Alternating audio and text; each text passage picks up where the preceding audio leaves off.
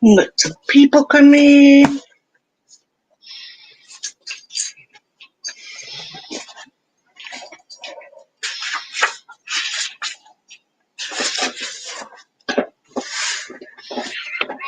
Hi, Lily.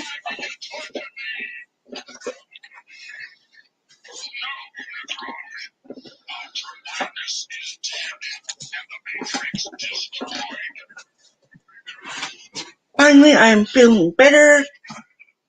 Completely better.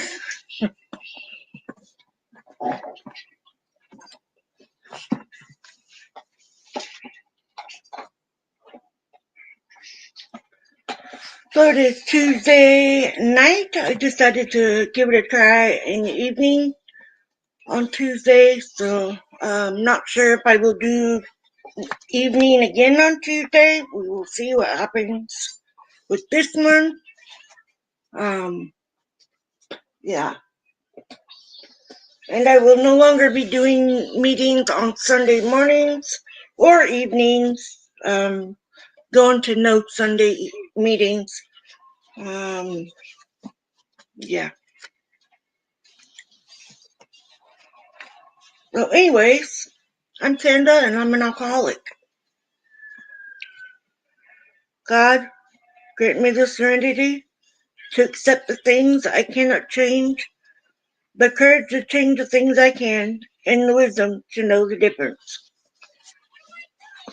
So please, no rude comments or judging each other in the chat. Please be kind to each other, and just because they're here in the chat doesn't mean that they are the alcoholic. So be mindful of that as well. Thank you. So, step 1. We admitted we were powerless over alcohol, that our lives had become unmanageable. 2. Came to believe that a power greater than ourselves could restore us to sanity. 3. Made a decision to turn our will and our lives over to the care of God as we understood Him. 4. Made a searching and fearless moral inventory of ourselves. 5. Admitted to God, to ourselves, and to another human being the exact nature of our wrongs. 6. We're entirely ready to have God remove all these defective characters. 7. Humbly asked Him to remove our shortcomings. 8. Made a list of all persons we had harmed and become willing to make amends to them all. 9. Made direct amends to such people wherever possible, except when to do so would injure them or others. 10. Continued to take personal inventory and when wrong, promptly admit it. Hey, Van Girl. 11. Taught through prayer and meditation to improve our conscious contact with God as we understood Him, praying only for knowledge of His will for us and the power to carry that out.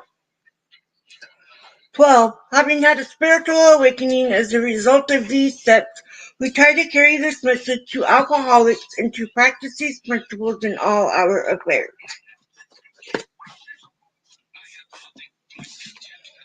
I always put in the description what we're reading, the book, the page, and the name of the stories. So today we are in My Chance to Live, on page 309. If you don't have a book, it's alright. I'm going to read from the book anyways.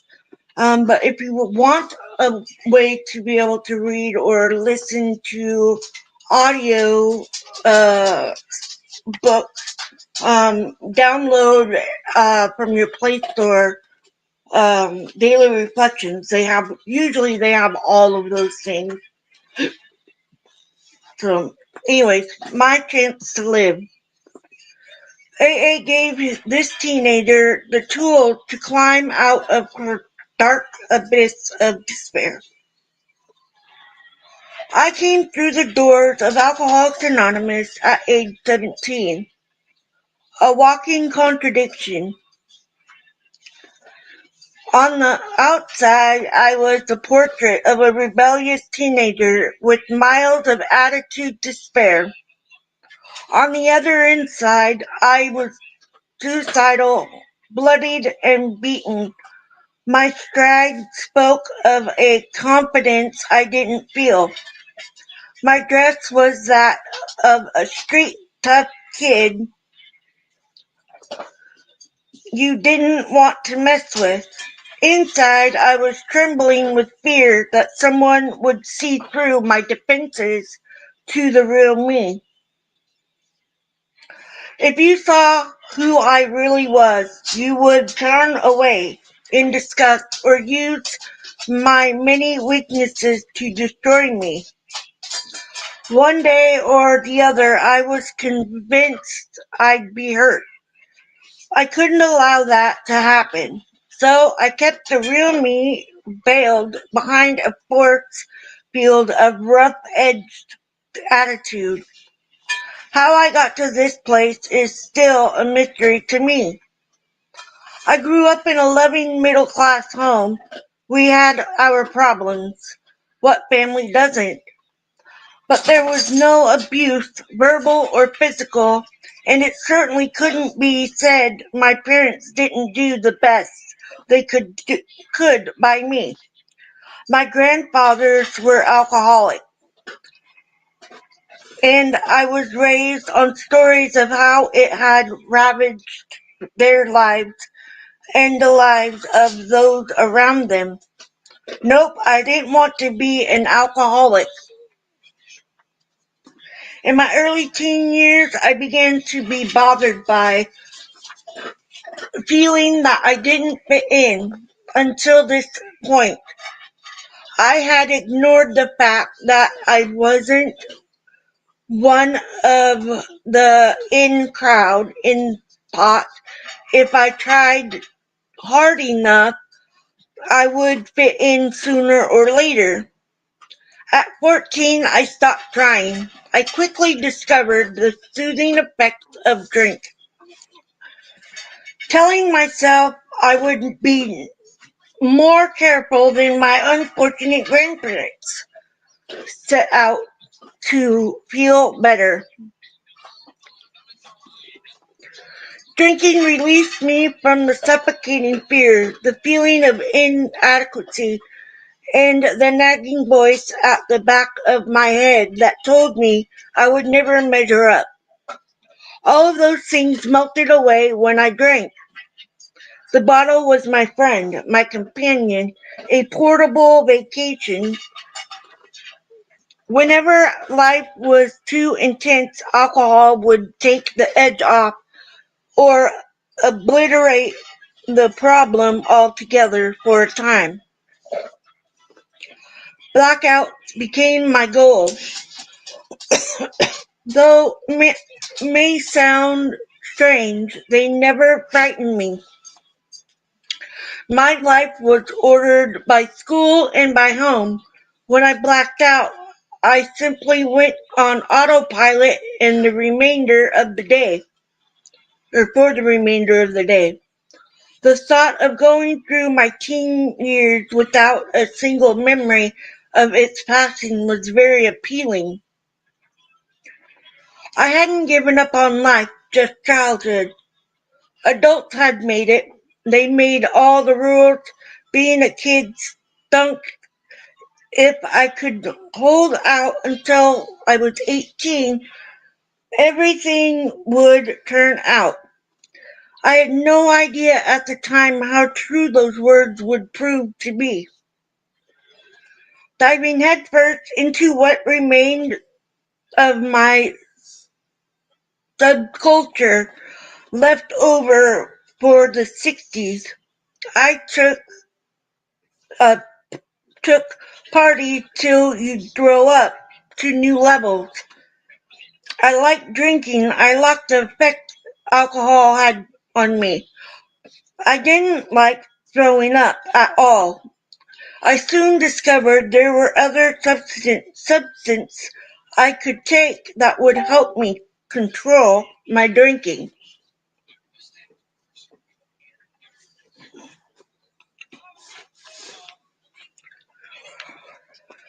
A little bit of this or that, and I could nurse a drink all night. Then I had a good time and didn't throw up. In no time at all, I had arrived, or so I thought. I had a bunch of friends to hang out or hang around with. We did exciting things, skipping school, taking road trips, drinking were all a part of this new life. It was great for a while. Getting hauled into the principal's office of being questioned by the police, things I would have been ashamed of before, were badges of honor. My ability to come through these events without giving away information or being unnerved brought me respect and trust among my peers. Outwardly, I was a young woman who was comfortable with herself. Yet ever so slowly, these actions that I knew deep down were wrong started eating holes in me. My first reaction was to drink more. The outcome wasn't what I expected. I continued to raise my intake without the desired effect. Blackouts became few and far between. It didn't seem to matter how much I drank or in what combination with other substances. I could no longer find the relief I sought. Life at home was falling apart around me. Every time I turned around, I'd done something to make my mother cry. At school, they were looking for ways to be rid of me. The vice principal made it a point to explain his position to me in no uncertain terms. Straighten up or you are out on your ear for good. I started to painfully spiral to my bottom a scant 2 years into my drinking career.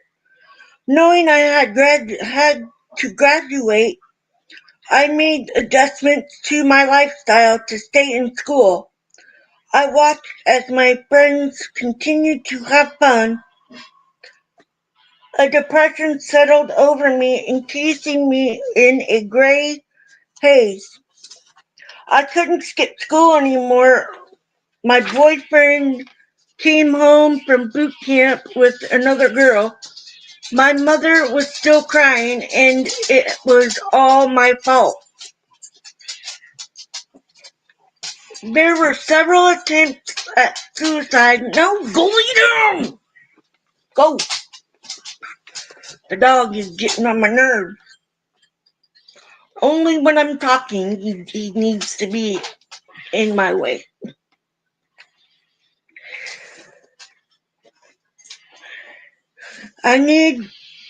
It never occurred. Well, here I am.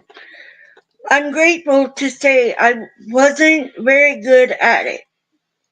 Then I decided since I wasn't having fun anymore, I'd quit drinking and using. I mean, why waste your booze or waste good booze if you're not going to feel just as bad drunk or sober? I held no hope for feeling better when I stopped.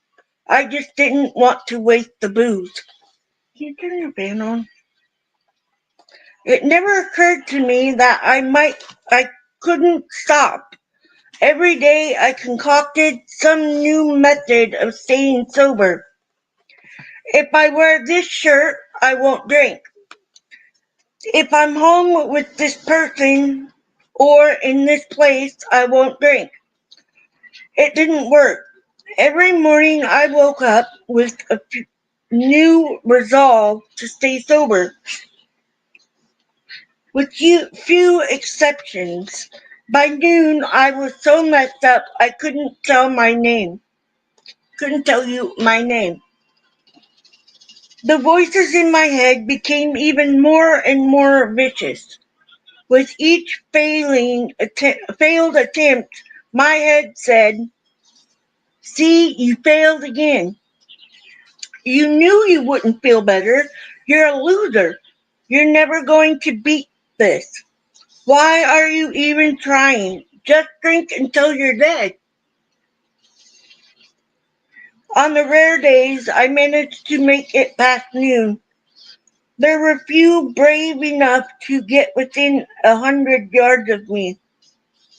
I was not a nice person sober. I was angry and frightened, and I wanted you to feel as terrible as I did. A few times I had drinks pushed on me. "Here, drink this, then maybe it won't be so difficult." I always had a nasty report, and then took what was offered. Toward the end, I prayed every night for God to take me in my sleep, and I cursed Him in the morning for allowing me to live. It was never my intention to end up in AA. If someone mentioned perhaps I drink too much, I laughed at them. I didn't drink any more than my friends. I never got drunk when I didn't want to. Never mind that I always wanted to. I couldn't be an alcoholic. I was too young. Life was my problem. Other substances were my problem. If I could just get a handle on things, then I could drink. I got a job as a waitress at a local pancake house. Our late hours attracted a wide variety of clientele, including some members of Alcoholics Anonymous. They were not my favorite people to wait on. They, in fact, drove me to drink. They were loud, hard to please. The table hopped and didn't tip very well. I waited on the same bunch for 6 weeks in a row before finally being graduated the night shift. Now I had been thinking that my problem was insanity, and what happened on my night off clinched it. I missed the motley crew who had plagued my existence for over a month. I missed the laughter and their bright smiles. I went and had coffee with them. Through a chain of events I chose to believe were the actions of my higher power. They convinced me to go to a meeting. I was told it was a special AA anniversary open meeting, which meant that anyone could attend. I thought to myself, what could it hurt?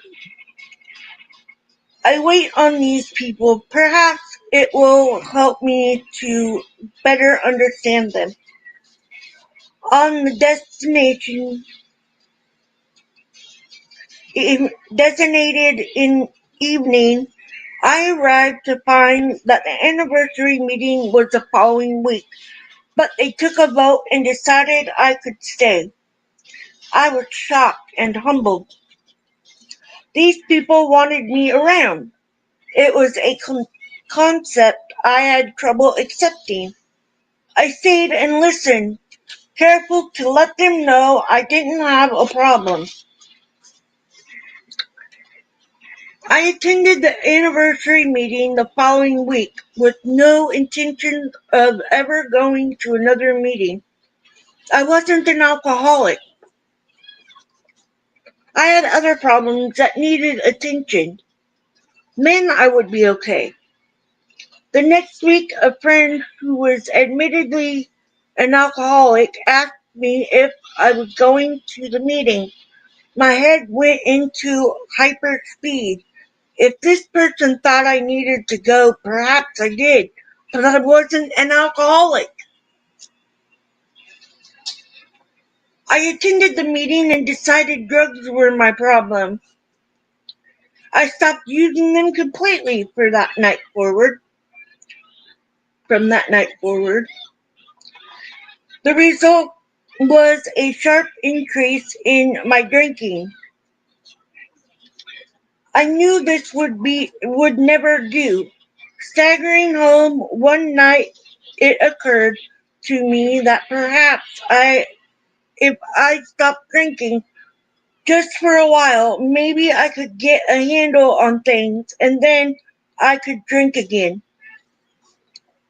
It took about 3 months for me to realize I was my problem, and drinking made my problem much worse. The other substances were simply tools to control my drinking. Given a choice, I'd take the drink over the other stuff in a heartbeat. Angry doesn't begin to describe how I felt when I had to admit I was an alcoholic.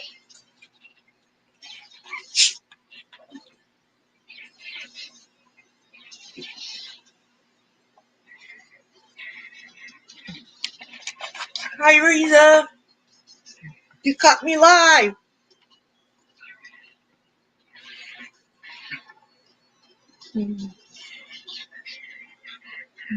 Now I need to figure out where I was. Okay.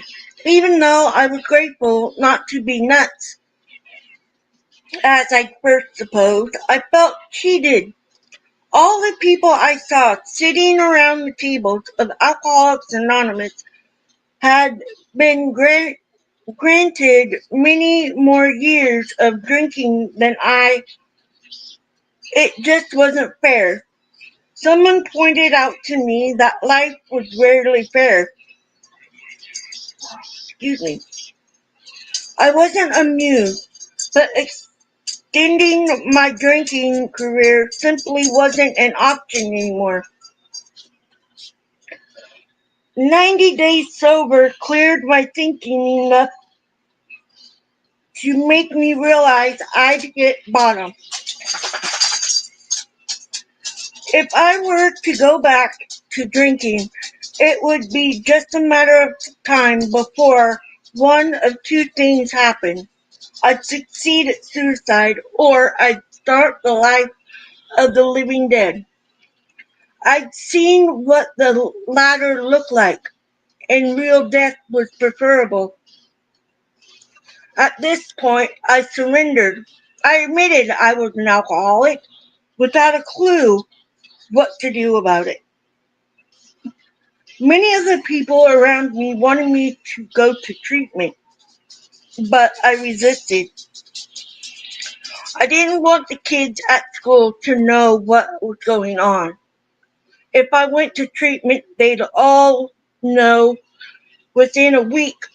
More importantly, I was afraid. I was afraid the treatment center would test me and say, "You're not an alcoholic, you're just crazy." My heart knew this wasn't true. My head took a bit more convincing. The thought of having AA taken away from me was terrifying. AA was my anchor in the sea of confusion. Anything that might pose a threat of my sense of serenity was quickly thrust away. I didn't have anything against treatment centers then, nor do I now. I simply didn't want to go, and I didn't. I did stay sober. One summer with people who enjoyed life sober was all it took for me to want sobriety more than I wanted a drink.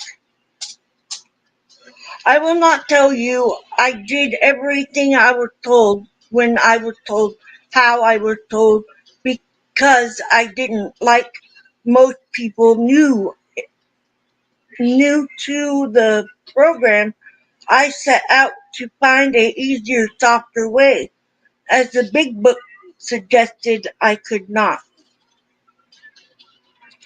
When I couldn't find an easier, softer way, I looked for the person with the magic wand, the one person in AA who could make me a better right now. This was a frustrating task. And I finally realized that if I wanted this, I was going to have to do what the others had done. No one made me drink and no one was going to make me stay sober. This program is for people who wanted it, not people who need it. If everyone who needed AA showed up, we would be bursting at the seams. Unfortunately, most never make it to the door. I believe I was one of the lucky ones, not just because I found this program at such a young age. I feel fortunate that I found AA at all. My approach of drinking brought me to the jumping off place described in the big book much faster than anyone could ever imagine. I'm convinced if I had continued on my course, I wouldn't have survived much longer. I don't believe I was smarter than anyone else, as I am often told by those who come in at a later age. It was my time, my chance to live, and I took it. If there had still been joy in my drinking, or even a remote chance of the joy returning, I would not have stopped drinking when I did. No one who drank as I did wakes up on the edge of the abyss one morning and says, "Things look pretty scary. I think I'd better stop drinking before I fall in." I was convinced I could go as far as I wanted and then climb back out when it wasn't fun anymore. What happened was I found myself at the bottom of the canyon thinking I'd never see the sun again. AA didn't pull me out of that hole. It did give me the tools to construct a ladder and 12 steps. Sobriety is nothing like I thought it would be. At first, it was one emotional roller coaster, full of sharp highs and deep lows. My emotions were new, untested, and I wasn't entirely certain I wanted to deal with them. I cried when I should have been laughing. I laughed when I should have cried. Events I thought were the end of the world turned out to be gifts. It was all very confusing. Slowly, things began to even out.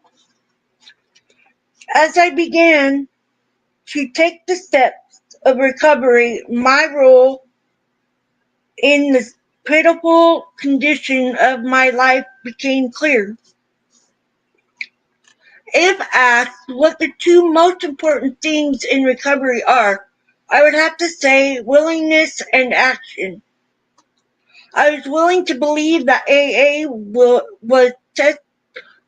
was telling me that the truth. I wanted to believe it was true in a way I cannot relate in words. I wanted this thing to work. Then I began to take the course of action prescribed. Following the principles laid out in the big book had not always been comfortable, nor will I claim perfection. I have yet to find a place in the big book that says now you have completed the steps to have a nice life. The program is a plan for a lifetime of daily living. There have been occasions when the temptation to slack off has won. I view each of these as learning opportunities. When I'm willing to do the right thing, I am rewarded with an inner peace no amount of liquor could ever provide. When I'm willing to do the right thing, I become restless, irritable, and incontent or discontent. It is always my choice. Through the 12 steps, I have been granted the gift of choice. I am no longer at the mercy of a disease that tells me that only answer is to hell. Is to drink.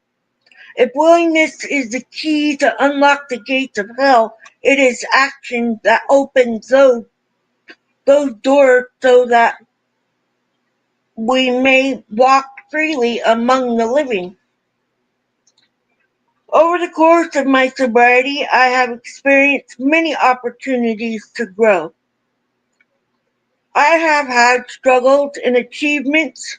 Through it all, I have not had to take a drink, nor have I ever been alone.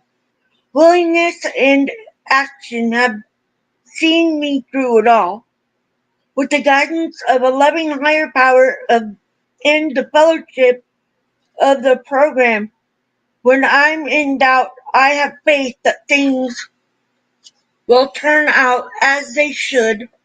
When I'm afraid, I reach out the hand of another alcoholic to steady me. Life has not heaped monetary riches upon my head, nor have I achieved fame in the eyes of the world. My blessings cannot be measured in those terms. No amount of money or fame could equal what has been given to me. Today I can walk down the street anywhere without the fear of meeting someone I've harmed. Today my thoughts are not consumed with craving for the next drink or regret for the damage I did on the last drunk. Today I reside among the living, no better, no worse than any of God's other children. Today I look in the mirror when putting on my makeup and smile, rather than shy away from looking myself in the eye. Today I fit in my skin. I'm at peace with myself and the world around me. Growing up in AA, I have been blessed with children who have never seen their mother drunk. I have a husband who loves me simply because I am, and I have gained the respect of my family. What more could a broken down drunk ask for? Lord knows it is more than I ever thought possible, and ever so much more than I deserved. All because I was willing to believe AA just might work for me too. And that is true. This is what grabbed my attention right off. Sobriety is nothing like I thought it would be. At first, it was one big emotional roller coaster, full of sharp highs and deep lows. My emotions were new, untested, and I wasn't entirely certain I wanted to deal with them. I cried when I should have been laughing. I laughed when I should have cried. Events I thought were the end of the world turned out to be the gift. Be gift. It was all very confusing. It was very all. It was all very confusing. Um, Even though I'd been sober for a few months before I went to AA, it was still confusing to me because it didn't have what I have now in having the group. Um, I have the fellowship that I can reflect to. I can go to my sponsor. I can call my sponsor. I can talk to any one of my friends who are sober as well and have been with me on this journey, and they've been sober longer or they've been sober shorter than me. It doesn't really matter. What matters is that we share it when we receive it, because it's a gift that we can't just keep for ourselves, especially when there's so many of us out there that can really use the help of having that sober friend that they can relate to. Hi, Jeff. But when you first go to AA, I swear to you, I did not say maybe 5 words. My first meeting. And that was even though my friend was there. My friend is who invited me to that one. And I wasn't sure that I'd want to go back, but it was a small enough group that I didn't feel crowded. And it was in my hometown. And I fell in love with all of my group. They were all wonderful, caring people. And I don't think that I would be here if I hadn't gone to that meeting, that first ever meeting. And then for my second meeting, I found my sponsor before I even went to my second meeting. I didn't even know what a sponsor was. But if I look back on it, when I called her, she was the third person I called, and I told myself, the third person I call is going to either pick up or I'm not going back. Because I didn't know when the next meeting was. And that was what I was calling for. Because I wanted to go to that next meeting. And so she became my sponsor when she answered her phone for me, and told me when the next meeting was, and invited me to come and join. And I went, and I've been part of it since. And I have been to other meetings outside of my home meeting. I have also gone to a retreat, I think what you want to call it, a big AA convention. I've gone to one of those. I've done a speaker meeting. The speaker meeting was to a little group still, but sharing my story with my own voice, it it takes a lot of courage for somebody to stand up and say, "This is what I am and who I am, and this is my story." And then, like, I started doing it here on on YouTube and Facebook. I just started doing Facebook this year.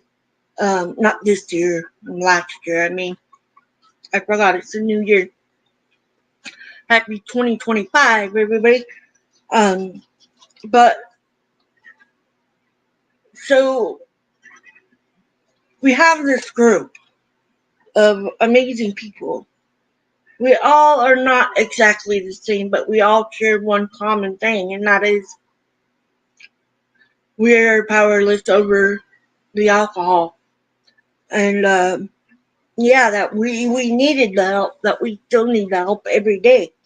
And we share this gift that we're given, and I share it here because I have friends and family that can't go out and about, and so um, I do it here for them to be able to be part of a meeting. If they want to chat in the chat, they're welcome to, but they don't have to.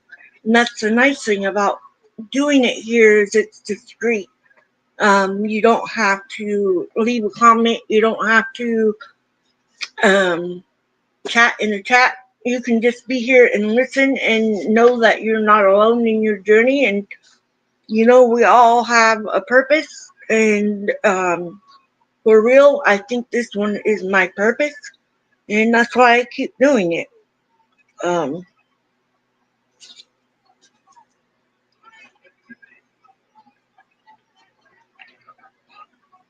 so when I couldn't find an easier, softer way, I looked for the person with the magic wand, the one person in AA who could make me all better right now.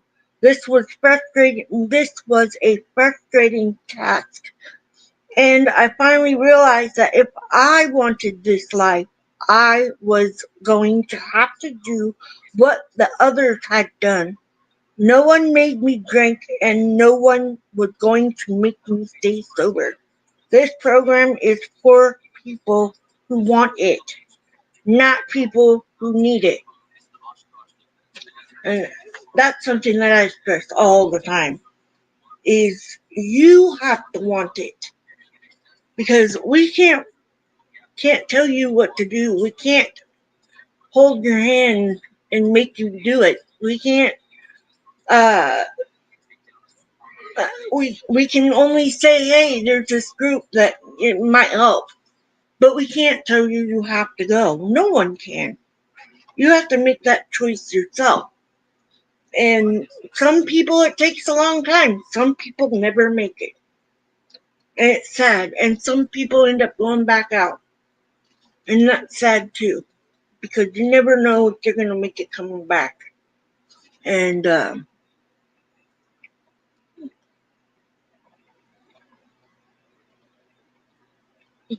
thank you, Lily.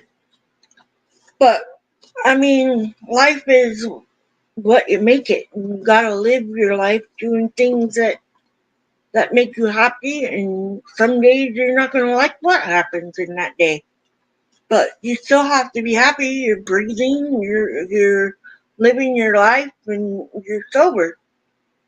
I mean, I wake up in the morning and I'm not doing anything that day, and I'm okay with that because I woke up and I'm sober. I'm thankful for every day that I wake up and that I'm sober. And I know I don't have to drink, and I don't plan on drinking. And no, everybody knows not to even ask me if I want to drink. Um, so if you know anybody that needs help, steer them toward AA meetings. It it's very helpful, and a lot of people can relate to it. They might be thinking, nah, that's not gonna help me, blah blah blah, whatever. I'm gonna go to this stupid class, and yah yah yah. And that's how I felt when I first started. And man, I'm glad I went. And I'm sober, and I've been sober for 10 years. So I think AA has helped me quite a lot, and it's for free. That's the nice thing. It's free. So I'm gonna read the reflection, and then I'll post it on my Facebook, and I will see you guys on the next one. No regret. We will no. We will not regret the past, nor wish to shut the door on it. Alcoholics Anonymous, page 83. Once I became sober, I began to see how wasteful my life had been, and I experienced overwhelming guilt and feelings of regret. The program's fourth and fifth steps assisted me enormously in healing those troubling regrets. I learned that my self-centeredness and dishonesty stemmed largely from my drinking, and that I drank because I was an alcoholic.